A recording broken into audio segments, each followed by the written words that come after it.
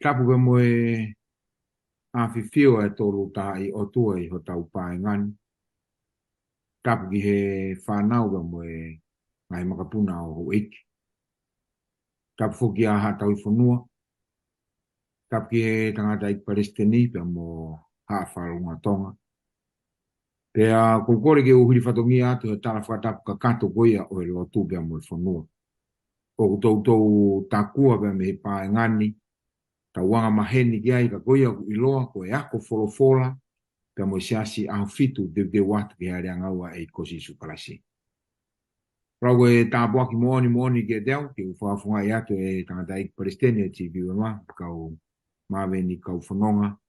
Ai tari lelei mo tari loto mawhana. Ai lau maari e kotoa beo ku toutou tukuangi ho mo ngahi whemo e kina ke he kehe. Kai whanongoa e tau polokalama tā ke kina folofola ka koe Lesoni whakasāpate I he wiki kotoa be. Koe kakato e ni e tā u. Kai e ngata be kakato o e tā u, e tā wau ke mahina tuku o e wanoa ua tolu. A koe whakaosia e Lesoni e Kuata koe ni. Fia lahi au pito ke ma whakaho atato e tari lelei, te mo e tari loto ma whana. E ngai lau maari e kotoa be, oe o pe, hoku tau wahe, he whakakaukau e ngahi Lesoni o e paengani. Kata I leifo ki tanda I Palestini, ke whi wahe aki whai pe koe lotu beia, e tāpu kina ki tau toru e ki, I he wahe o e ne wholofola I e hoa koe ni. Kai mo tau hoko atu, a pe whakaaf ke mo ka take o kui be, kau ka take ki tau toru a ke a tau lotu. Ke tau lotu. Tua maf ko mau tamai al ofa e a fiona. Ta tau be mo I hae mau fia he hoa ko eni. Kai whakafotunga mu a e tāke kina o e lau maari e. Kene whakatotoka e tāke e kina ke loto ki nau tolu e whanongo. Te hoko ke tāpua ki e nau moui. Profola mai e te ki maua. Ia lasi o nau loto. Ia klaisi ko e alo kako mau whamo ui. Amen. Amen. Koe hango mena ku lawe ki ai na rei Palestini ko e tau wau mai en ki he kakato e o e kuata whakaosi ko e kuata hono wha. Ka koe whakaosia o e Lesoni whakasāpate ua noa ua tolu. Tai maari au pito e motu ani. He wakai ki he wike koto a peho no whakakoloa ki tau tolu. Tau te fito ki he Lesoni koe o e kuata ni. I whanonga koe o e kuata ni. Lai au pito e ngahi Lesoni kune hanga o whakotuu ki tau tolu. Nā ku tau lawe ke he taimu whaea ko Lesoni. Ko Lesoni koe ni ki a te au. This is living in practical. Koe mo uieni. He whakaho ata to tonu tau te fito ki ono whakahoko o e whinangalo o e ki I he kau ki e ni Ngaue Fakamisinale. E ko tuia koe tāpua kia. It is a blessing ke tau kau ki Ngaue Fakamisinale ai Otua. Te ko e ni misiona. Ko lawe I pe tanda I Palestini ku lahi pe ngai Lesonia e lawa ke whakamana tua le lei pe a toki whakaosea e tata ke kina e Lesoni koe o e kuata koe ni. Kapi mo whainga maari ke o mai mua ha mea na e manatui e ngari ao ngaia ke whakama opo aki o e tau Lesoni whakaosi koe o kuata koe ni ki mo ke tau tāke ki nā Lesoni. Awi langa e pese. Malo puto whewhekau kako kore pe mua ki malo ate he tala whakatapu o osion lo a whaki a whewhekau. Ka tā mō ko e whangamari ko ni ki ukau ata hono tā noa I e Lesoni mau ina o e weekend ni e Lesoni whaos o e kuata koe ni. Koe ki whakakaukau ko whihanga tō mai me he ngahi Lesoni ngana tō osi koe. Te Lesoni ngana tau wako he wiko osi. O whelawe I pa mo e pureanga e whanaua I seri. Mo e whaunga kona e whakarere ake whanaua I seri. Ko e whaunga kona e whakarere ake pureanga koni. Aia koe sias whoke o tua e whakamotua. Nai whakarere ake ngahi whotu utu goa e o tua. Ngahi principle o ngahi whekau goa e o tua. Ko ia na e whakarere ake koe pureanga koni. Pea whaumanatu mahe Lesoni kone wiko sike ki tau tolu. Ko e whaunga koe whaunga lelei taha ia ki he kene hanga whao ha toko taha kene ke hoko ko toko taha. Malohi au pito kene Ngaue pa mai o tua. He wikai ke te ai halao ia e whanua e te whawhepaki ki he nau mo ui. He whakalere kotoa ngahi ai whakalere koe whanau ai pureanga I seri. ake ngai whai ni hono e Otua. Ke he ma ngai whanua tau ngai whanua ko he mama ko ni, e benga he tutuni o ku whepaki e pa mo ngai tutuni mai Otua. Ka koe mea ko whenga toa mai ke ni, koe whaunga koe ni, na e teu i ag nau tolu, ke ua te nau nofo pe i loto. Koe teu ag nau tolu, kono hina koe ngawa e Otua. Pena e toku whamahino, ai aonga koe mo re rei hono teu i nau tolu, he taimi koe o ave i nau tolu hitua. Ena ta wako mai he Lesoni he wiko osia mo te kaia pa mo e seta. A waka te Lesoni a te ki mua te tānoa o Taniela, tānoa Sosefa. Nā nau nofo hiki foi whaunga koni. Nea ngō peo ki kai ke ia e puranga i siri taimin, ka koutui, o tau kei mau pe whaunga koia. Kui tau tolu koni ho tau whaamiri. Nofo tau ki whanau i loto he tau whaamiri. O ku whakalere ake ho tau whaamiri, ake ngahi tutunia e Otua. Kono teu ia e whanau e taim koe te nau mawahe o aluka hawhitu. O kui kai ke nau nofo i loto. Te nau malawa o tu whaito tono whai ngau kai Otua. Kake ngata pe he whaamiri ka koe whaunga o siasi. I loto he siasi, kono teu ia ai kakai o siasi. Kake ngata pe he siasi, ko tau ngai apiako. O whakalere ako tau ngai apiako, ka atoe whanki whaunga koe ni, o whakalere ake ngai whaini hunu koe Otua. Kono teu e nau tolu, ki he ngau e koe Otua. Pai toku mahino e ola le rei, o e ngahi teu goia, he taimu mawahe atoa e kainga lotu e nau aluka whanua muri. Aluka hangahi ngawe anga o kikaiku ngawe loto e siasi. Nau aluka university o kikaiku ha university e siasi o ngai api ako kehe. Ai ako nau alu atu ki ngai uwhaunga goia. O kupule e ake ngahi principal kehe ia. Koe taimi a koe o fie maua he o tuake urua e tau mama. Kono teu i tau tori api, teu i he api ako, teu e siasi, maene ngaue, kai tau whamahina e lelei o e ngahi teu goia, he taimu nau mawa he atua. Koe tahea ki Lesoni mataku mahuinga ko whakakau kai sio keu ki whanau. Na e lelei nai teu he taimu nau Kuata ngau he ngai api ngau e, nau mawa he taimu mi api. Sio kei ki kai ngā lotu na te hanga tonga ngā, mawahe tuki ka ngalotua nau alu atu ki muri alu ke ngai whanua o kui kai ke iai e whaunga koe na te hanga whau ke nau nofo ai. Peo nau lama nai o whakahoko e ngau e koe. Koe me e au mahau ingai tautaru. Koe ngau e whamiri, ngau e apsiasi, ngau e ahotau apiako, kono teu i e tautaru ke taimu tau alu ai ki tua o tau malawa o whakahoko e ngau e misiona koe ne o tuana tau waka o koe weekend. Malo bito whekirau. Malo bito ngatai Palestini ai whakotu whakakaukau ke hiri pelanga me ai ai Lesoni koe ahoni e. Ko mawinga ia he whakakaukau ke whakotu he mea e ua. He whaunga. Ke uho ai ai kita he lolotongani pe mo te hukoi ki tua. Wefo ke ai tānoa pe he, o ku ilonga i whai ako le rei, te mkoi mawahe ai he ne whanau ako. I love I love the system that God has put in place for his people.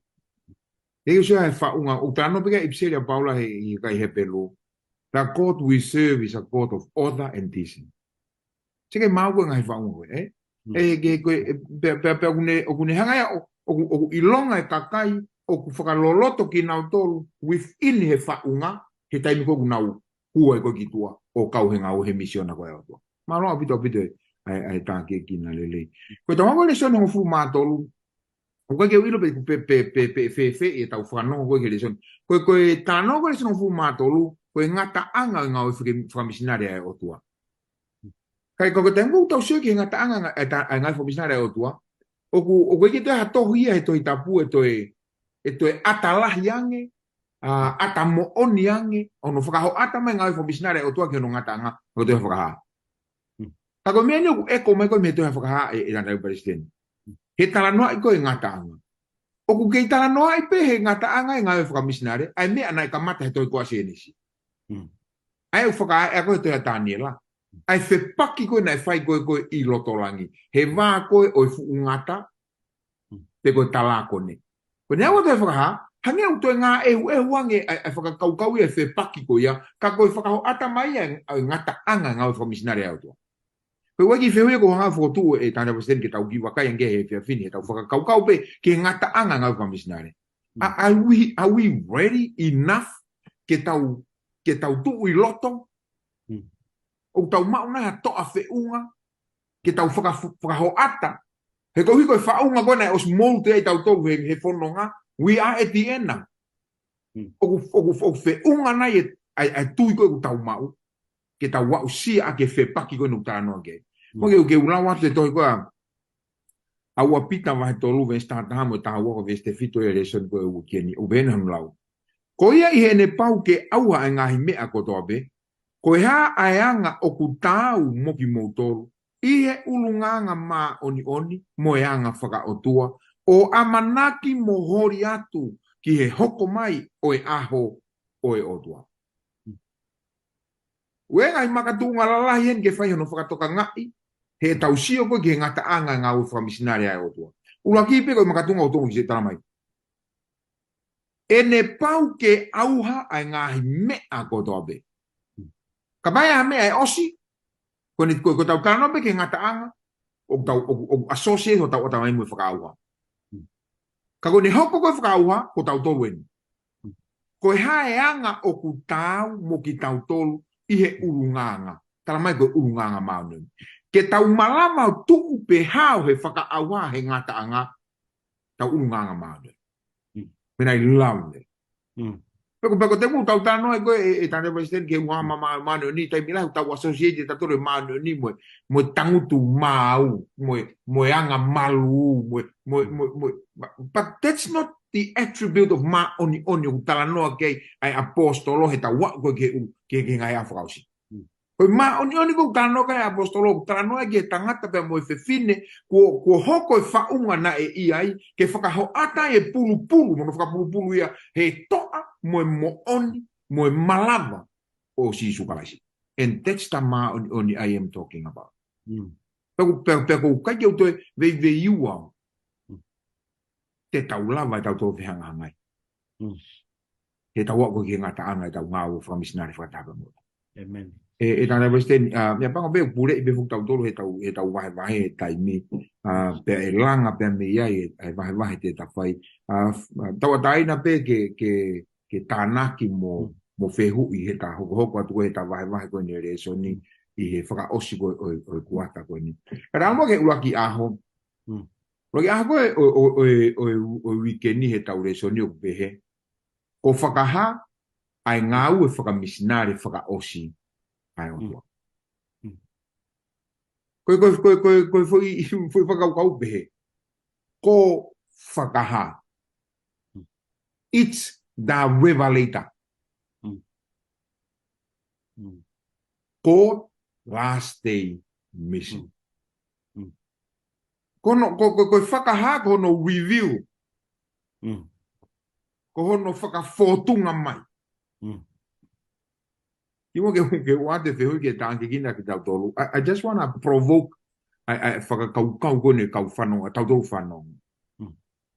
Are we prepared in these last days to be the revealed?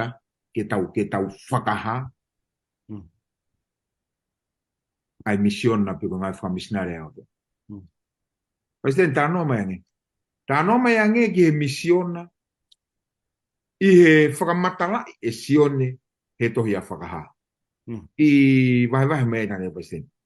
Malo bito whekau ai tala teo whakawhawha bito he Lesoni koe ni ai tohi a whakaha e koe whakaosi koe ni mission ai Otua ki he mama koe ni.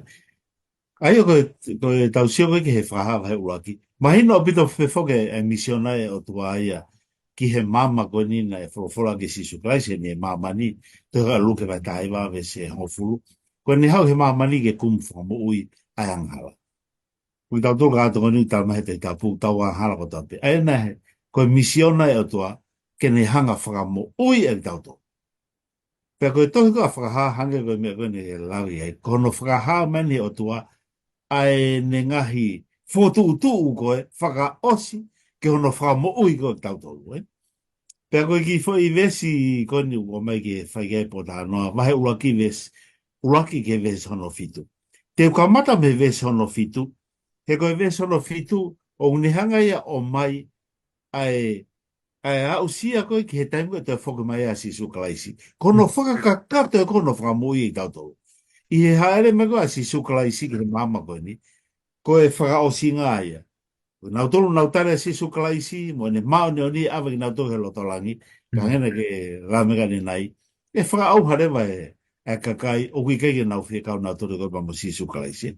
Koe foi i veni koe ne te whoki maa si sukalaisi. O kui kai ko haki foi kai ko ha event si ia.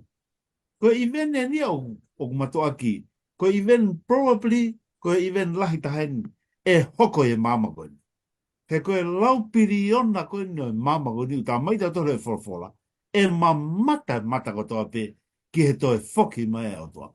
Pe o te whamatala ki ai vesi. Tala mai, o hau ki nau tona na hanga tutuka si soklaisi ki he kolosi. E hanga he o tua o whakamu. Ui na toke nau sio ki he toko taha na nau hanga manu ki pa na nau hanga tutuki ke kolosi a ne whoki mai pa mono ngeia koe tui o e ngahi tui. Oku mahu inga piti ke tahonga ilo ai event ko ni koe mea e fuulahi au pito. E fuulahi au pito pe e mamata e toko taha kotoa pe. Ko i tsunami ko nei koe pā koe mō ngā whito ngā. Na maulawa pu whanonga tu mo ia me fisi ki he pā koe e mō ngā whi. Pa koe alu koe e tsunami, na alu fuko au ki Afrika, au ki Amerika. Kai koe mea lahi au pito. Kai ke ofia ki haere anga o maa si suia. Koe haere anga o maa si suia e mamata toko taha kotoa pia ki ai. Koe ne... Ai hapa te hoka te vai, ai ne hanga o whahoko mai koe e hanga ene palani. Me he taimini, me he kamatanga a o me koe ki hare anga o masi sukalaisi. Perewe he toha whakaha. Monu ia a ki nau toru o nau lau, pa nau whanongo ke ngai whakatutu koe ni, ka e amuange a ki nau toru e talango fua ke ngai whakatutu koe o tua o ne hanga o mai. Matoa mahu inga pite. Pea ne hanga lewa o highlighti, ai mahu inga koe, ai kaua si sukalaisi i he whau koe ni. Pe he ne whau matara, koe ngahi upalani ko nina, ne hanga o angkeri tama o kike, ne hanga o mai ka tiki tau tolu. Pea koe ngahi upalani ko ni, kono whakamoni e palani ko nina, whakamoni i a si sukalaisi. Pero ne hanga tu aki ai maolunga ko si sukalaisi one pe ko si sukalaisi ko e whakamooni a ngā tonu ia, ko e uruaki whakatupu ia, ko e eikia o e ngahi tui o e mama koe ni. Ko si sukalaisi au tau eiki whakamoui. Ko si sukalaisi ko e highlight ia o e whakaosinga koe mamani he taimi ko tene to e whoki mai ai ke ave ene kakai ki helani. Aia koe ngahi ufotu tu koe a hono whakamo uiko ki tau toru ia. Koe ngahi ufotu tu whakaofu. Pea oku maho inga au pito ia ke tau hanga o mahi noi, pa tau hanga mui mui. He koe whina ngalo e o tua ke tau kau kotoa he kakai te nau mo ui hono puleanga. Alo o pito e whaiwhekau. Maha te ki hoko tai pio te tānaki mai peki ki pōpuako ia. Pea ke hoko tai peke talanoa mai ange ki he lawe a si isu, o kui kai, ko ia ko o kui kai ke kaupa mo au, o ngune whakatanga i e au, mo ne whela avei, pea mo misiona ko e ai Otua. Ma lo opito anga palestine vahe whakausu ofu. I he whakakau koe o whakotu ke tau sio ki ai. Pea me he whakaosinga o e Ngaue Fakamisinale a si sukalaisi. Ka kono whakaho ata koe e whakaha. O mawhatuki ko kuloto e whakakaukau koe taimini koe ko ke te au ko foi whakakaukau maho inga taha koe ki he tangata pia mo e whewhine o kukau. Kai koe i kai ke kau, o kukau. Ko foi rea koe whai totonu. He hanga he whai totonu a vete mai ai uhinga koe naglauke, e whaka auhai koe ai kakai koe kai ke kau. Whai ngata alahi fuki e tai mini e tau sio koe ke tau kau he Ngaue Fakamisinale, pe koe Ngaue Fakamisinale koe, o kui tau tolu ki ai koe uhi koe tau wakai ki he ngahi nunua. Koe tau sio ki he ngahi wisau, ki he ola. O whakatonu rea i pe he ke ola tamaki. Tana presidente, no peta ua whakotu he tai mini ngahi hingoa. Pa koe ke whemau ke tau tau sio tau tolu ki he kakai mori. I tau ngā ue whakato ngā pe. Ai kakai nā nauri aki mo ui. Ko uhi koe nau kau ki he misiona e ki. Pea tau sio ki hona o ki hono ola meri e. O i kai ki he kakai peko ia. Ka koe to'u tangata. O sio hono ola meri e. Ko whawhakahua ken pea. Pea ko kore whamoremore pena pe he ko usan tungua. Nā bai steni. Koe ku kui, koe tata iki whai whekau i. Tamai koe ku whae. Pea ko hono talanoa koe o ene whei lau koe, ene tuku mo ui ke kau koe ke ngā ue e ki. Nei kai ke ikai ha taimi ka kia whai ngā ue whai kia. Nei mai whakai wheu i paisten ke uwakai koe hae, hola tamaki, ke te ki nau toru kai ke kau. Ko whatanoanga ko ke whangamoko puna, ai ko tō tangata ia oku, ko whatanoanga. O ko tui tai toi vei ua. Ko e maukau ko he ahoni, ko e ola merie ia. Ko e kau e maukui, ke misiona ko e kui ke he eki. Ilo mau tō tangata, ko e whanau ko ni ai whanau, ai whangamoko puna. Ie toko taha me he whanau, ko e toko ua me he whanau ia katoa, ko kuna ngai whakawhai. Amen. He whanau katoa ko e tangata eki, pau peke ia taha ia he nau whanau. O hui e eki ke. Toko, pa e whakauta rewa ki ai. Ko tāno ko he Ngata'anga ia, ko mai ko he toa whakaha. Tara mai, i he pā whakamui o e mea rea, tara mai he kai ke whetaulaki a mam, te ke whetaulaki a mamania mua whai ngata pe. Pe he whatongu rea. Eyes haven't seen, ears haven't heard. Te kai ke sio ki a mata, te kai ke whanongo ki a hateringa. Ko whakotua e tāno ko whakotua e tāne paresteni, koha ola merie, ko ola tamaki e ni. Pea te tau toki whele lei o ui ki he ngahi mo'unga hinga mai. Na ke tala noa ko event ko ni, te ha event lai behe ia he halanga whanonga ko o e tangata. Pea koe peke te loia. Na ku lave he kamatanga ko vahe ke fuirea ko e whai totonu. Ko kore peke ki tuku pe mo tau whakakau ki hanga. O ki tala noa si peke ke mau inga whai totonu. Ko e uhihe ko e fie mau ia ko e Otua ke tau kau ko ke ning Ngaue Fakamisinale. Pate ki sio ke toa whakahawa hula ki vesi ono. Na ke lawa mai vesi fitu. Tu me ulau vesi ono. Pea ne ngauhi aki tau tolu ko e ngahi tui mo e kau taula eiki ki he Otua mo ene tamai. So ko tu ngau tau si ai tau tolu. And that's why fight totonu is very important. He ko foko tau tolu ki he tau kau koe ki he misiona e eiki ke tu ngau maa alu ngau pirobi. He ko ke totonu ke tau te hangantoro tuku hifo tu unga koea. Koe tau fua whatongia whakawhai whekau. O ke totonu na nais palestini. Ko whai whekau ai tau kau koe ke misiona eki. Ke totonu ke te asme fuirea koe whakahua kakai. Mea tae ngāri moana. Mea tae ngāri moana. Siko tau maalu ngain. Tano ke ulak pita vahe ua vesi wa. Ka koe kakai kuo whiri aki tau tolu. Koe kau taula eiki whaka eiki. Koe kakai mā oni. Koe kakai kua whakatau koe uhi, ke mou whakahae uru ngā ngalelei oia, nā ne ui mai aki mō tolu me he po uri ki ene māmalai. Ko whakatawanga we nā e westeni he ka wahe koe ni e aho ni, ke mahu inga maari e mua ka tau tolu pe mo e kau whanongo. a e tau kau koe ki he misiona e ki. mm, Ia mohono ola merie, mm, une stoko naki a mātau toi. mm, Ange pe koe tala no koe tai malanga koe tau ngahi sesi, whakalahi e nau tolu e koe mea mai kau tau kei wholofora. Kau hoko atu mua. mm, Ke whakakaukau o kune whoko tuu ke te ki tau tolu.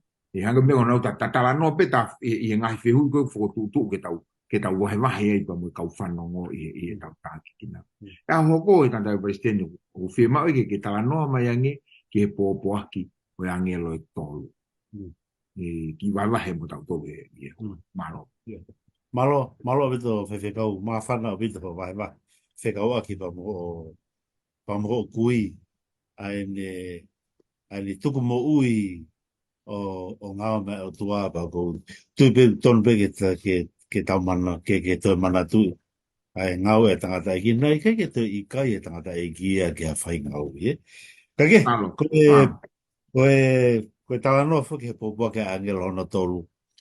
Koe pōpua ke ni au ku tau pore ha tau sia. Koe pōpua whaka os whuken whakatokanga whaka osi e nei o tuana ne o mai ke he mama wani. Ai angelo e tolu. Pea ku pore ha tau sia o pehe koe pōpua ke ni o tau hanga o tau tua ki. Kono talaki ai pōpua ki ai angelo e tolu. Kume ki lawa te mua e pōpua ki koe angelo. Mana wahe ki he Otua. Pea atu ai whamalo ki a te ia he kua hokosia ai whitula a o ne whakamau. Pea hu ki a te ia nā ne ngauhi a langi mo mamani. Pea moe tahi mo ngahi matawai o e ngahi vai. Koe pōpua ki whakoeti upe he koe everlasting gospel. Koe ngongoreri ta ngā tāini nei hau koe pa moe a ngelo koe ni. Ke ne hanga o mai e whakatokanga whakaos ke mama koe ni. Ke tau ririu o tari a sisu kalaisi he kua vane ai toi whoki mai koe a sisu kalaisi. Ai pe whangi mea si e ko whihanga whamawhai membe he pōpua ki whakaosi koe ni. Whakatokanga whakaosi koe ni ke mama koe ni. Urua ki, tau mai tato ke tau manawa hei ki he otua. Ke tau manawa hei ki he otua.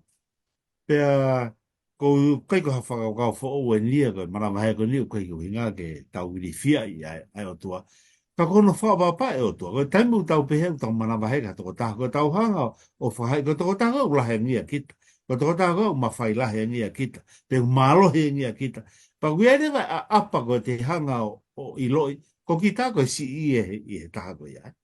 Pea koe, pa koe tui koe whakakau koe. Ke tau hanga whakahai koe otua lahe. Koe o ka ana mama koe ni. Pea i he tau whahai koe whakapa koe mo tau manawa hegi ai. O tau talango fua. O tau talango fua ki he ene ngahi whekau koku ni hanga o mai ki tau tau.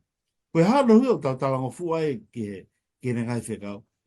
He kua pau ke hanga o tua e whakamau e mamu. He i kai ki hanga o tua tuku e hanga hala ke tuuloa o tai ngata. Kua pau ke hanga o tua e whakangata hanga hala ke he mamu. Pa koe mea e ne whemau. Ke ne hanga whakangata ang halai he mamugani, ko pau ke ne hanga ia whakamau i ai mamugani. Pahangai koe lau e vesau lotona ke rau mani nai. Ka pau ko e uiku anga ini o anga hala ko e mate, tae ngata, ko e movete, ko e hanai o tau kei mui ai he whainga mui anga hala koe. Ko e hanai ui kai ke tau manawahea i ke otua, te tau huu ki e te ia na ne hanga ngau he langi pa me mamani. Ko e tō hanga tonu whuke ne whakaukau me he whikau hono whaa. He hono whaa o tamaki tatu ke tau. Manatu ki he au sāpate, tau hiki maoni oni. Pea ne oku hanga he tau hiko e sāpate ke maoni oni. O ne hanga ia wha manatu mi tau tolu. Ko e Otua na ne hanga whau e mamangoni. Ai koe ngahi u whakatokanga whaka osenu hanga he Otua o mai ki tau tolu. Ke he fukuonga o keke nau toi mana wahe nau tori e whainga mea mama. I ha kuonga o keke nau toi sio nau tori ke aha tapo e i kia ko ha mea ia o mau inga ia. Kau koe o mai ngai whakatokanga weri ki tau toru, ko no hinga koe ofa e Otua, mo e whie maho e Otua, ke tau oua na tau kau he kakai koe ku nau, o ku nau e whaka aua. Toki tānaki mai pe he konga ko ia e whaiwhekau. Ka ke pake hoko tai piki he talano mai ange ki he lawe si su ko ia ui kai. Hako mea nea nau lawa tau e ane nai e. Wewe. Ko ia ko ui kai ke kau mo au, o kune whakatanga i e au mo e le whelawei, pa mo e misiona ko e ai oto. Malo. Koe tāno mo oni au pito nai Palestine ko ke hanga wahe mai ke tau whanonga koe ki ai whikau aki pia moe, popo aki angelo e tō. He ku ngā tu pia moe whakakau koe ni e kai ke kau mo si isu e. He koe taimu koe ke te ave mana wahe, ko te hangarewa ki ta hike ki ta. He ko te ave koe mana wahe ka hataha, ko te whakapapau ia ku te mo ulaloa. Ko te nguko i te ave mana wahe, u te toki te toko taha ke ta whaki, kai whai pē ki tau. Self-glorification ni, whai pē ki tai ki tahe taimi koia. Peko rea mo oni no whai si isu koe ni. Peko totone ke mahuhuhu ia ke ho tau loto. He koe whaka toko lahi u pehe tanai Palestini, o kui kai ke u lotu au ia, kau kai ke u whai kovi au ia. O kai ke u futu ia u ka si isu, kau kai ke u tokanga u ka setani. We whainga mo ia tō lahi pehe ko, I don't care less about religions. Ko mea koe ke tau whakatoka ngai ko he tau mo ui ko he taimini. Jesus is very vocal about this. You either me or the other side. There is no between fence. Porque ha mea koe whunga o i he to o he mape ko to o matau. Ko mea ia ku whamamawhai koe a apostolo, he tala noa koe o e ahoni, pehe si su, ko ia koe kai ke kau mo au, o kune whakawhipaki e iau. Pea ku wongo mawha tuki a ke he loto e tangata, pea mo e whewhine, koe tau ene e whia ngai Palestine e tau kau ke he loto. Mea pango moni koe tau kau ke he loto, te kai peke tau kau tato mo si su. Mea pango moni ko tau fua hange ko tau ko ni ko ave katapu ko i Ngaue Fakamisinale ko mago ke o ba ko tau to lungo fulu ke tau sionge ki ai, are we really for God? Are we really for Christ? Or we are just professionally professed ko kau fai fe kau tato he mission ai e ki tu o tau eke nai ka tau tolu. If I ever kapaue na Palestine hange ko ngari mama five we feel I kapau be kapaue ta of me ku wahe te ke fai kau be ma te ke ngau from mission ave mai eki ma fa tuki o bit vai ai fa kau ko ni ka te au he tu ngon ko ia he tai mini ko mena ora fai to tonu nai I have a lot of great opportunities I Australian he taimi. Mena I but I have to ask myself, am I for God or I am against God? Mako si mea biko na rin presidente whata noa o si taimine o si he tu ngau I careless about professionally employed. If I have a commitment go talange Otua, I have seen you in reality. Tatawa bega te auia he tunga kun ko ia he taimi. Te ako mea ko vete ai ke foko tuku mea ko fai to tonga. Ko tana mai be apostolo. Tana ke aluke mai tata ve sua tolu. Ko ia ko ikai kau mo au o kuanga tuku ia ke te au. Pe ko ia ko ikai tema tana ki mo au o ku whakaheia. O si si o usia. Ta ko whatango koa. If ever ka pau e to liliwe whakakau ia. Mau tongi ave mentally check o we mea whihala. I have come this far so much to see God in reality. Ke u kau mau pe moia he taimi ko toa pe. He whanonga. Kau mau pe moia. Papa ko tu be mas teni e pehe tau veke koe ono ui ki tau tolu ke tau kau koe ke eki ke ni ngau.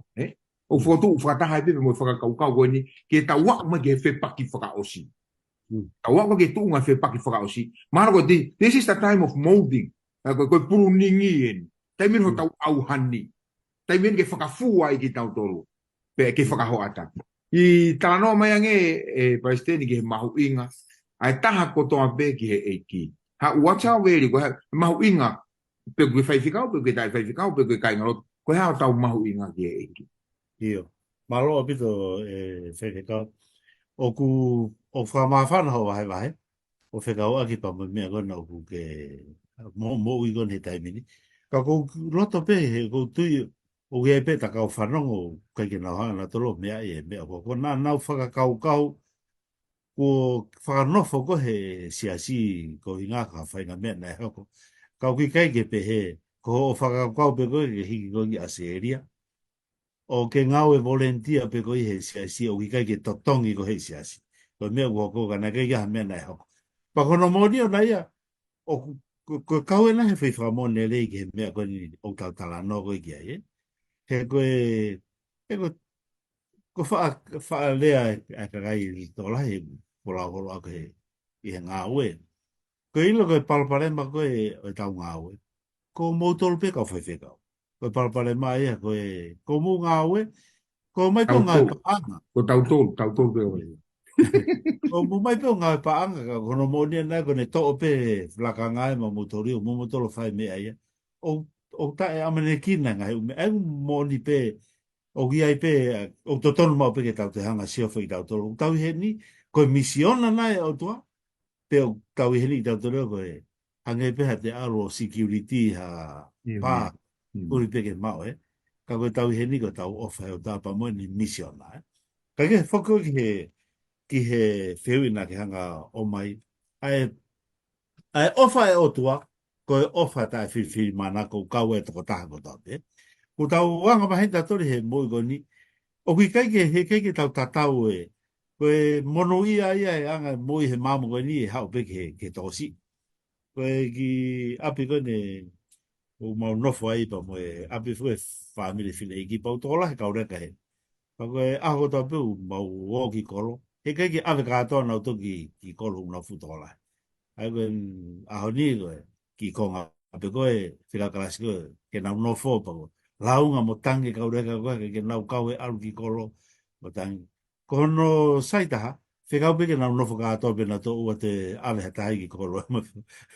Kai ke, koe anga ia koe anga whainga whotu utu koe ai mamani. Ka koe ofa ia e o tua, mo e whi mai o tua koe ai kakai o mamani ke nau. Mau koe ai pure anga koe hanga te hui. O ku whakakau e taha kotoa pe ia. Koe taimena e whahaia he o tua e ne ofa he lesi ilo koe sione wahe tolu e stauno. Ne ofa pe o tua ki mamani. Na ke pehe na ofa pe o tua ke tau tolu pe kau tonga. E na ofa pe o tua ke tau tolu pe kau karistiane i kai. E na ofa pe o tua ia ki mamani ko toa pe. Na ne hanga oifono alo kono inga ke ne hanga o to tongi tawanhala ke malawa e taha ko toa pe i mama. Taha ko toa pe i mama. Ke na o ke da honga maua e. Toi ka ua pita wa he tolu pa me vesono hiwa. Pe pita ui kai whakatuatua e o tua ke le tala ofa. He koe fuoloa tau funga no malanga i toi whoki maa si sukalai sipa ko pehe kai nihko. Tua ia pite o tua kau pehe pita. Ui kai ke whakatuatua i ke whahoko ni tala ofa. Koe o tua o kātaki fuoloa o i kai ke nei loto ke auha ha toko taha e māmunga ni kau loto e o tua ke whakatomala toko taha katoa peo tare si sukalai si. Kono uhinga ke tau mauai ai pureanga oi o tua. Ula ti mo te wahe ua pa mo es wha. Tala mai te tore Paula whina ngalo o tua ke nehanga whaka mo uia e tā kotoa pe i he mama koe ni. Pawheta eo ke eiki koe monu ia o e mau e pureanga ia o tua ia. Koe ofe ko ia is to everyone. Pe ko hai pe u ke malohi pe ke vai vai. Ia hao se liti pe u ke masiva. Pe na ke ako pe kai ke ako. Pe u ke tangata mo e whewhine. Pe ko whebe ha whanua he mamu konu ki hao miai. Koe ofea o tua e ke tau mau e mui tangata. O ku o mai ia ki he taha kotoa pe i he mama konu. Pea, ai ke tonu e ku whehui a tuhe ku, hange ku, hala e ku ngahi. O te he aho hawai, Tu si tēnā, koe e be. hoia be. Te tāno me pe e whewekau ki ho mahu inga whawhoi tui tui, pa mo e taa, na e tawhe, maau.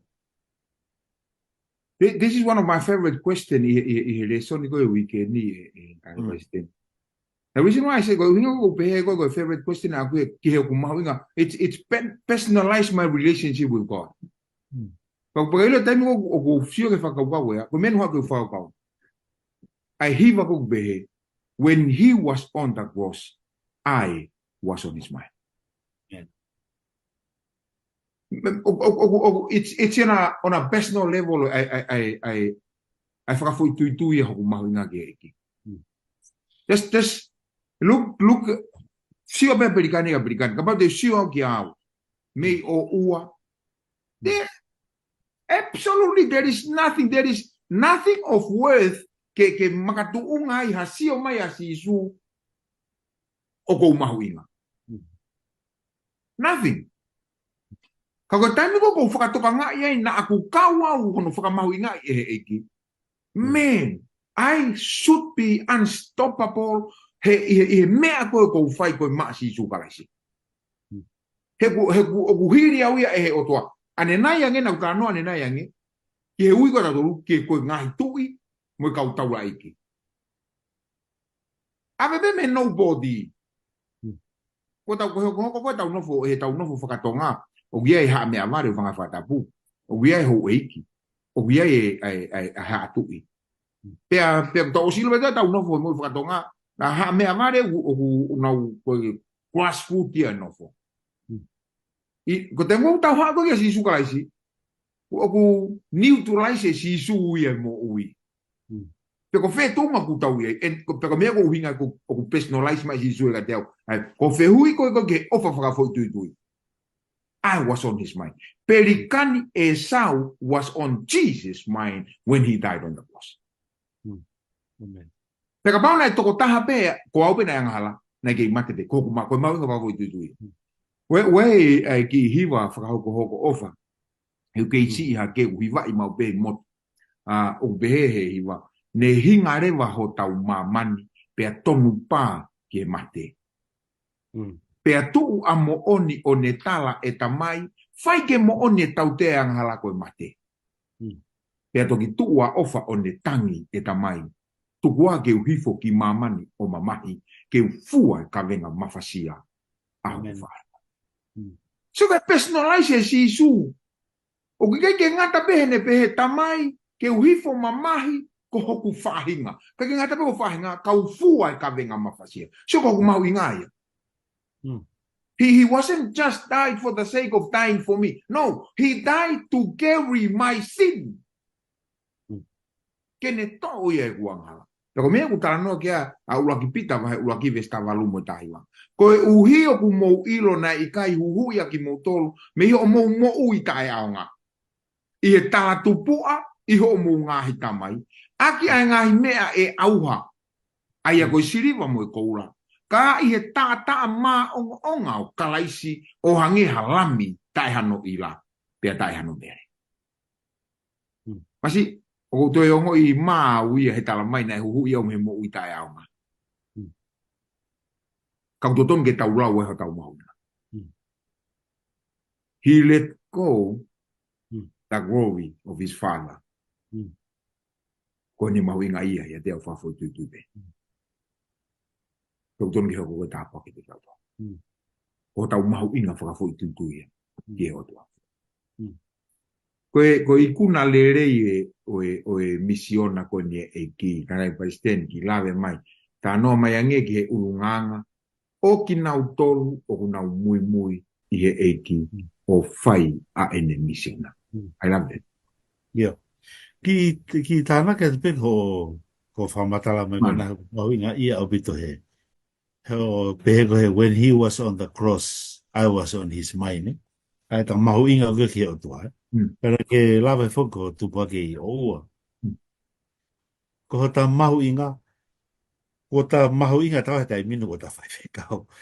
Pa pa i taka kai kau. Ka nai mahu inga ia pe o toa i taua. Ki mua no whanau i mai taua, eh. Pe hau, ko e ta lele holo ko i ua lele holo i tungua. He taimia ko e ia. Ka ke sio hatahia he pata mahu inga i taimua ia. Ka nai sio o toa e ko ta mahu inga i taimua. Amen. E taimua ia. Mei he tau kei iki. Nai o se a whiwhi o toa hanga ni whotutua na ia. Mei he tau kei iki. Kai ke sio ka kai holo i motu ia ki a ia ke tau lele holo ka nai sio me pe o toa ia. Mo ne ngai whotutua ki tau tuku. Pa koutou mahu inga ia. O koutou mahu inga ia pe ho. Ko whamatala he taimua te tau oi koe ke langi. Ku tau koe whanau ka topi te atole o toa. E u mahu inga o pito e ke te au. Ke uhanga mana tui, ko e ogo ki loto langi, o ki kai ke te whakatapu maha taka te au. Whakatapu at parisepi. Au toton, ke tau mau inga ia o pito ke tau.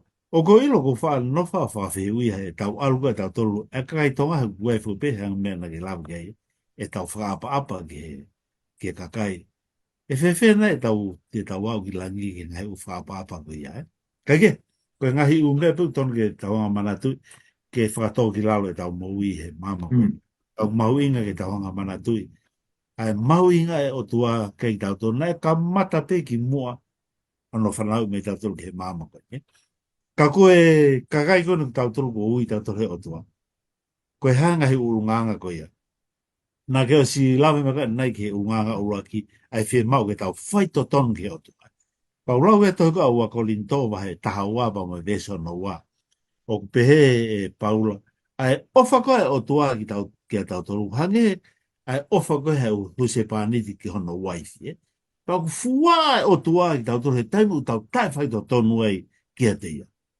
Ko sia ki he le wolo e whaito tonu, ai ka kai ko nau tuku pā ke nau whai misiona koe o tua. Tō tonu ke tau whaito tonu a pi tau toru ia, ki hei.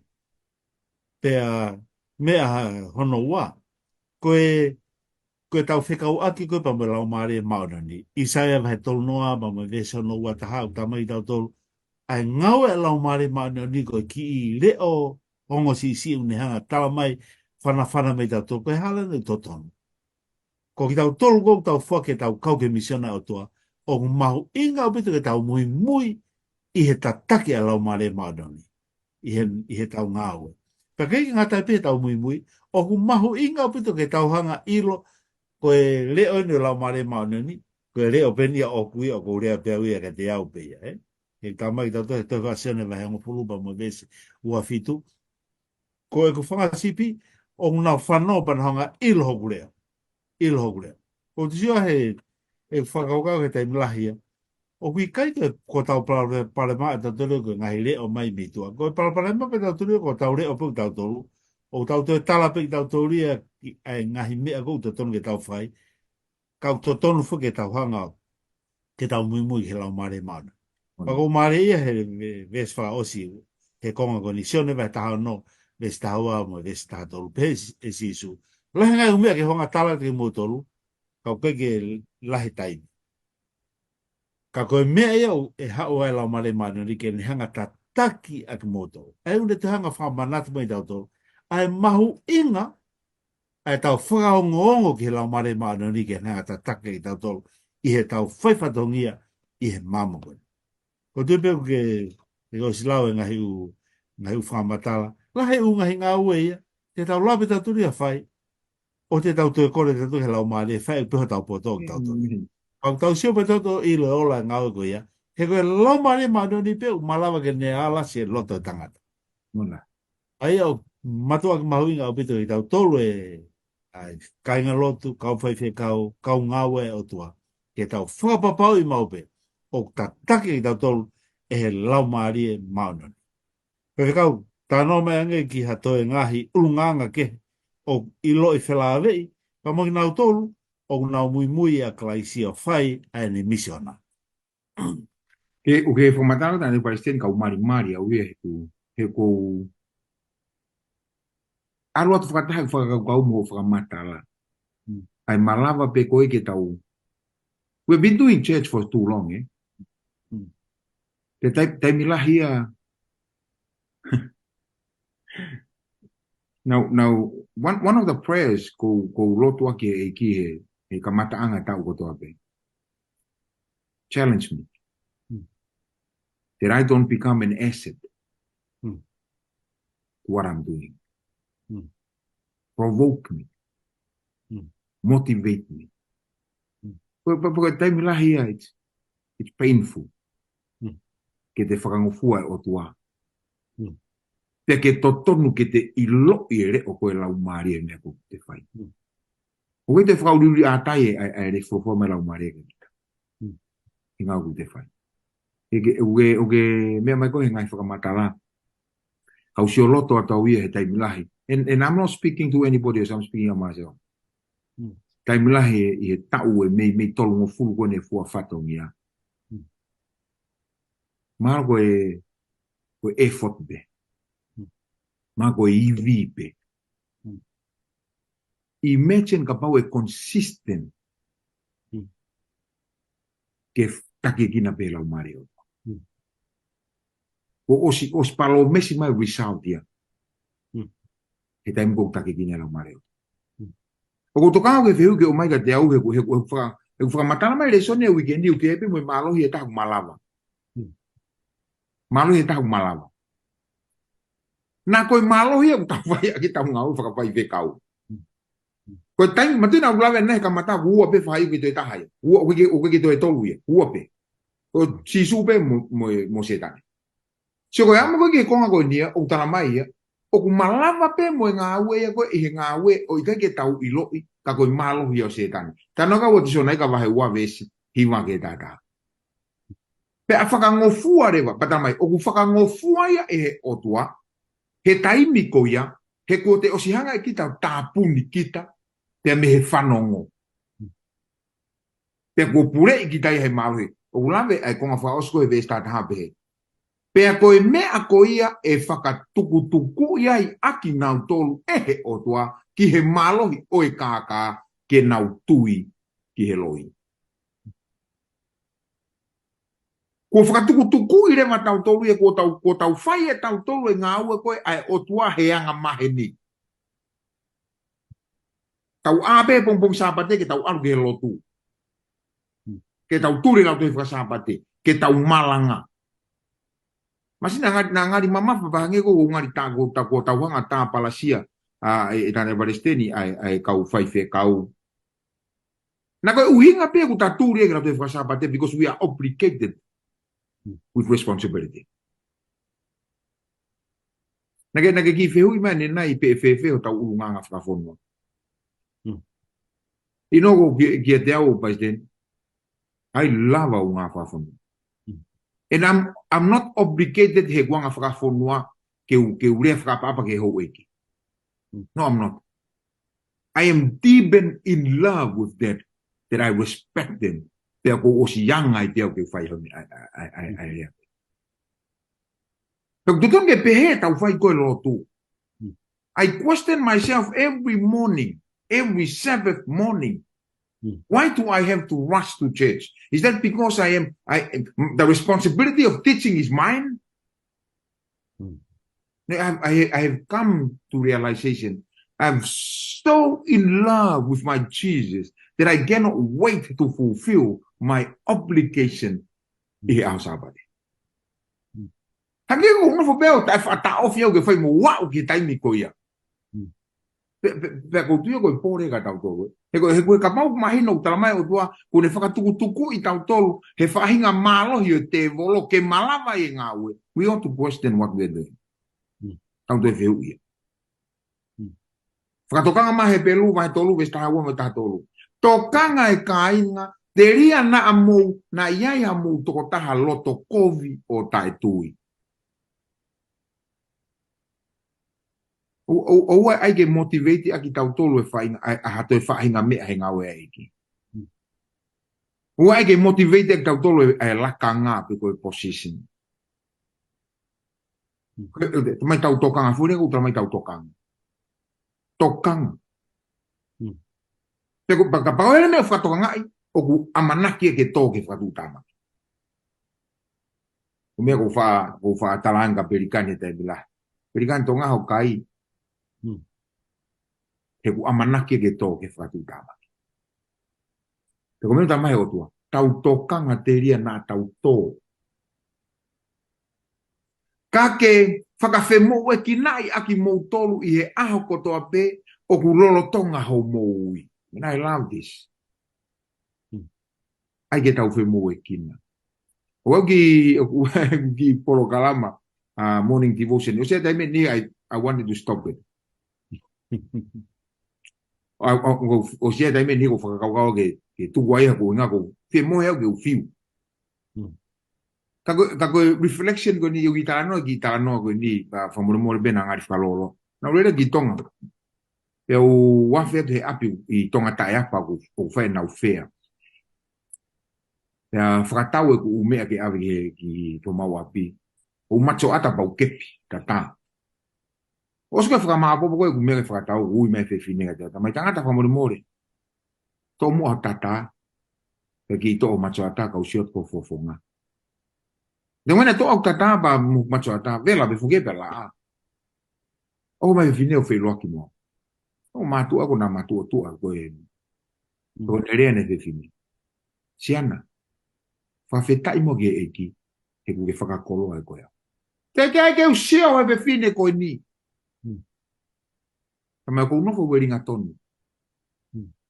O ko ke usia sa fitua. Ko mea beno fai ko tāna ki kolo awa whakatau. Ka ki utalate au ia na whai wheu mo pehe mo toko whai whakautai o whau. Ai mea koe nai mahu ingan e whakatau mo mea nai mahi whewhine. Ka koe uhinga e ta whewhine. Ko ke whakakolo au he pompong ko tau. Meno hange haki mei pensini o kuai ka haki iafi mei mate. Puho. I've said this often, and I have realized that I have experienced the goodness of the Lord that I cannot stop. Kumeu tala mai koe tau keu tōkanga. Whakao pe aho na ngari fuloro. Uraksione wahe ulu aki ves waluga wewa.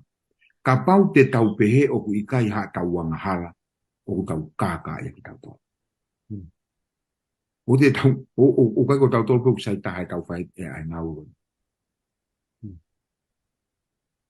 Sai taha pēa si isu ke tau whakaangongo e no lau maari. E mea ko tau whai. Pea koe ku lotu ia he aho ko tō pēa.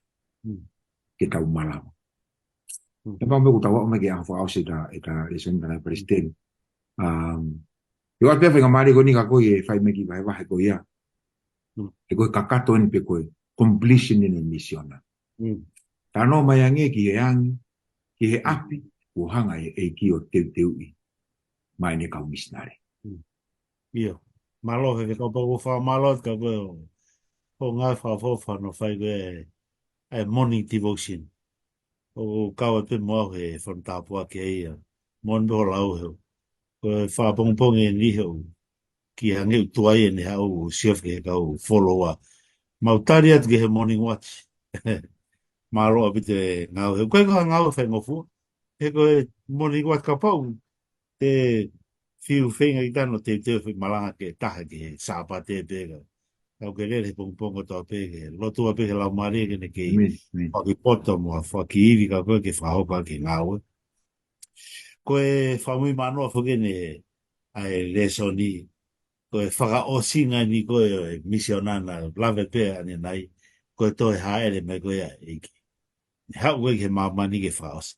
Pe hanga pe koe meni ulaga nei. Koe fo event koe ni koe event lahi taha koe mamani. Koe hono o mai koe whakatātā koe fo event koe ni. O ku lahi pe toi whakafof. Pamono o la fo ure rei au biti. Whahawa he ua wāpa mo e ves ulaki ke ves hono wha. O ne talamai tau tolu. O ku hange koe ha taane ko teu ki hono eki taane. Ai whetau laki koe ni koe a siso klaisi pa mo ne kakai koe he mamani. Lahe whangi mani na hoko he weekend. I tahine taha mau ofisi mari he weekend. Alu ko toho mau ki ofisi ki ai o kātoanga. Wai ki mari taha useo na whai he tō tāpure ako. Pehe awe ko ki whaiwhekau o tonga lomu maari. Ta koe koe. Ai kau pelu la. Ka koe. Ka koe te sio koe ki ngai maari ko ia. Ai whakaofo ofa e teu. Ai onga tamako maari. Pau tō mai si sukalai se. E toi ka whakaha e fui whakatātā koe ni. E pehe to pe taimu e whok mai a si sukalai ki e mamo koe ni. Ai ne. Una loto mai ke whetau roke pa mone kakai. I he māmako ni koe whakataha matoa ki whakawhie au pitoia. Pea o mai e pehe wahe ngahi u mea koe hoko he taimu te ne hanga holoholoi o tau loi mata. Hei keike te ia ha mamahia, hei keike te ia ha mate, keike te ia ha ongosia, hei keike te ia ha tangi. Moe ngahi mea koe ki mua, ngahi u mea koe o tau, whainga taa koe o tau whiohi mo i he taimini. Koe toi whoke me kwa si sukarai si tēnā ngai a to e ngai u mea koe ni mehe e tau mou. Koe takai holo koe ni mo e ngahi u whaingataa koe e si no. Mau, au tō hau koe ni lahe mātua heni na te ngau e whakatahamu nau tō tem nau ke ngau e heni. Tō lahe nau tō ko mōre te nau mui, ko tō lahe pia nau tō nau tokota. Rau ki takai holo e aho alo ahelo kai nau tō. Whaofa o bito e whahinga ni. Ku kai ke te ilo e nau toria kita, e sio koe ki aigo. Whoki mea ko tarangi ki whanau. Ma si ko whao peko e ospe to aonga, pa te mā loloa tari peke te whoki mai. E koe ki loto ki whakakawenga i mū tolu ha whahinga tūnga te iai. Ka koe a manaki a kou tau mau, ke whoki maa si sukalaisi, kai ke te hapalapale ma pehe. Hawa si sukalaisi a whakangata ngai u mea koe. Ko tui koe a fie tahai a koe tau mō. A ono li riu ang tau toro e Otua. Kai ke ta toi tokanga mea te ke kai nā ke puke. Koe hau kai Otua o li riu e ta mōi. Koe ta alupe ki he fu a kau koe e he langi, a kau e mōi. Koe kai pe he pāpā hia mō ni he li riu Otua. Ka kono mō ni koe aho koe a koe aho a te fia ke nau tolu. Nau tale si sukalais ke nau. I whaos mai pe whewhekau, koe hana e uhinga o guiai, ai kosperi tangata. Ka moe le whelawei, ka moe misiona. Maro pito e nai basten, no pito pepa tu wat peke ke tu whama pok mai pa tu wheweta lo tuku. Ka koe ke sa ia peho no ngau ki fuire koe kosperi tangata. Koe kosperi koe ongongo lelei. Ya kapau kia hame koe tala mahe a merie. Ue tala noa motu. Ue tala noa motu. Ki temna ke Ngaue tungua. Tala noa i koe fuire koe selo. Koe selo koe tala mahe a merie. Tai mi koe folau waka la. O lau aho e hao e waka la me tonga no whakafok meta mai ki a koko ki motu. Kapau e tofu ki. E o vai he wike. He kuha e wakai o tuku wakai he waha noa. Ka ki toi lawa ngau he koe ki hae ai ke ne ave waka. Koe nofo koe ai whamiri koe i motu i tungua. Nau nofo pe i rerenga. He koe ki hatate ne ilo pau. Ia te rereti o ia. Ke ne ilo koe ha pe e tau whakaku mai waka. Ka wiai pe kakai he motu ko si hanau whatongia. Koe nofo whakasio. Ke taimi asi mai ai koe. Pe ko whē taimi pe asi he hengi, pe asi he tu a pō, pe ko whē taimi asi mai waka unau silo pina tō. Pe ko nofo e whamiri ko toa pe i motu. Koe ngongore reien. Koe whahinga pōpoaki o ku anticipate consistently 24/7. Koe tala mahe a merie. O kai te ha mea e ngongore lei. Merie angi. Kono te whakawhawhani. He utai ngatai. It's everlasting. Ka koe whakawhawha mo uko whai si suma whai ngatanga. Koe taimi pe ku asi mai ai ki i waka ko hawa e whanau me tonga ki tungua koe ke ako. o ku kaila re va to ta ko ne ula ki loi mo kaila ki honore o selo ko ne ongo pe moto fo ria ko selo mana valere e tamai ba mo fa e ko to he na na unofo tuku te ringa ki selo ko ya ai vai sten o ku tai ngata ko speri he ko tala mahe amneri e ia ko mo o ku tau unofo tau tolo whakaongo e aho ko to ke selo i ai pa whakamuio e mea rea ke ukau mai nei e aho ko ia e whai hau whakamuio maro whaas mai mua vai sten ka loto tuku mai e te Malo bito pwede kau. Tano a whawhofa pe kake tano na ku wanga ki ai e ku mo wihe na utupa ke toko i moto whanonga e ngai. E ngahi mea koe ne hau koko ia. Pe whawhofa pito no whawheo naki. Ai tau nofo ko ia whasio. Ai aho te whoki mai ai eiki. Ka rotonga e tau nofo atuko tari ai ne toi whoki mai. Koe misiona e Otua. Unehanga o mai ki tātoro, ke tau hanga talaki ai ngole riko ni ki he kakai i ho tau ātakakai, e. Nā mahui ngā ia wito ho talateu, o ke pehe talateu ke, are we prepared? Are we willing to do? E, o tau mateu teo nai ke tau hanga whai ngā ui kona e Otua. O ku tau loto lahi nai ke tau hanga whahoko ngā ui e Otua. Koe Lesoni koe o Kuata koe ni. Kono toi siofe misiona e Otua, mehe toi tapu whakakato. Mo e whakaamu ai kautake o isiasi, ke tau mau e loto fie ngāwe. Loto fie kau ke misiona ai Otua. Pea kono moni o neu hanga e Otua e tuko i tau tori he ngai whi tu keke. Ko e whakaamu ia e Otua ia, ko ne hanga o mai tātora e whatongia, ko e wheituko ne hanga ai koe ke tau nofo ai, ko e ngahi kau ngā api kou tau nofo ai, whaka ame o tua ke tau hanga tala e ne ongore rika ki nauto. Ko e api ngā ue kou tau alko ngā ue ki ai, whaka ame o tua ke tau tala e ne pōpua ki ai. Ko e api ako kou tau o kou ako ki ai. Pe ko whebe wheitu hanga o tua tuku koe ki ai, o ku whalala te o tua, kia te koe te ki hanga whai e ne ngā ue. Kono talaki ai ne ongongore rei koni o ne tau lau ki ai ihe kuata koni. Ta loto lahi nei ke ta hanga talaki e ongore rei koni. Ta mau nei e loto fie ngā ue o whaamu me o tua ke tau mau ke ta hanga talaki e ngā ue koni. Iai e aho Maveni mai ku toi whoki mai si suklais. Ave ai ne kakai ki he loto langi. Pau tala mai tau tol he whotutu koe o tua. Te tau ono whi loto langi he whi tau e tahawhi. Pau ke lotonga whi tau e tahawhi koe ni, e hanga he kau mao neo ni o whakamau e ngaue e o tua. Pe o to tonu, pe o hala. Hahano hinga na ke lava mai ai e tau taha koe ni e. Pau kou tui e lahi ngai whehu i ai. Koe hahano hinga, na koe hanga hi ngaue na ke hanga whai ke tau taha koe ni. Pea mahalo pe ko kakai koe ni e whaihono whakamaui, ko kau ngā api.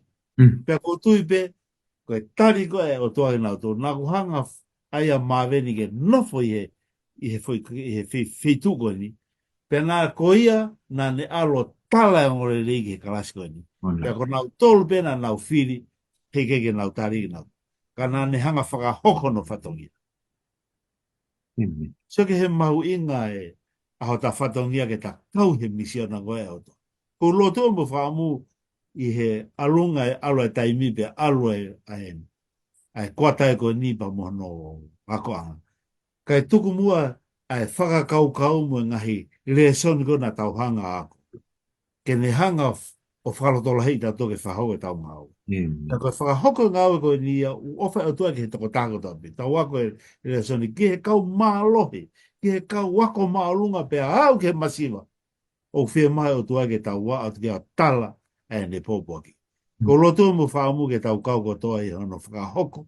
Ai, misiona e Otua. Amen. Ka mai da tole wholofola. Kai uarewa pe ko au e kuangole reiki maamani katoa. Te to e whoki mai. Amen. O kau e ta kau i he ngau e misiona e Otua kono whaawawei. Ai, ne to e whoki mai. Lotu tuka tai reo. Io, malo.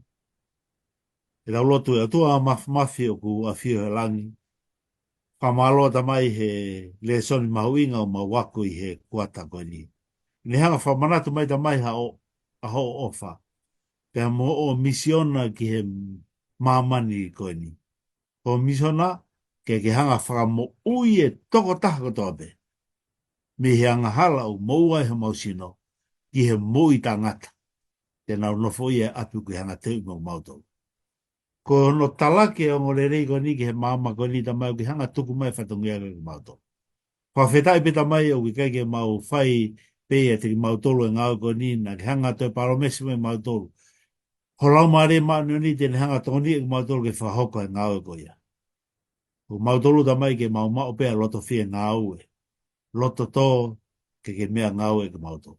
Pau mau te kaka ke pita mai mau mui ki a whiona ke tō e mautolu ki ho awhnima. Ma ke mea ngau e ke mautolu ta mai ke whaka osi a ki ho ngau e e mama ko ni. Kai malawa ke whaka osi a mama. Ke te whoki mai o whaka ngata e ngai whaingata o te pēng mau whai ao moia i he mama ko ni. Whai tāpune ki nau toko tā pēta mai nau si mea mai ki he whupotano ake o Lesoni o wikeni i hanga whai tāpune ki nau toko. Ko hanga hi u pōre whanga ngai mo mau mou i tā mai. Ke hanga to'o ia tā mai o whakamama ki mau toko. Kai malawa ke mea ngau e mau toko. Tāle ngai tā mai mau lo toko hanga hi mea u tōngi au sia he lo tā vaini ke whakaua tiho lau mare maanani. E hanga mua tare ngai mau lotu da mai wa hake wa whamare no si sukai ka ma whamoi e meni. Amen. Whaftai bege eiki, no whea e ako Lesoni o e wike koen, taramonu watu ki mutolu kotoa pe halafononga, ke tāpu kina ki tautolu e eiki, whaka watu whawhunga tangata i Palestine malolo, pia moi polo kalama, ako Lesoni, wholofola, se as au fitu te te aki ala ngaua, eiki i he whanonga anga koe ni, ai taramonu, mo maa Christmas fia, ma tau fo o whanu monu ia. Pore i ki tau tolu ke hoko ato e tau fo'o, pia mo e tau Lesoni fo'o ke mo monu ia foki, pia tau toki whironga ki, mo mea, maro.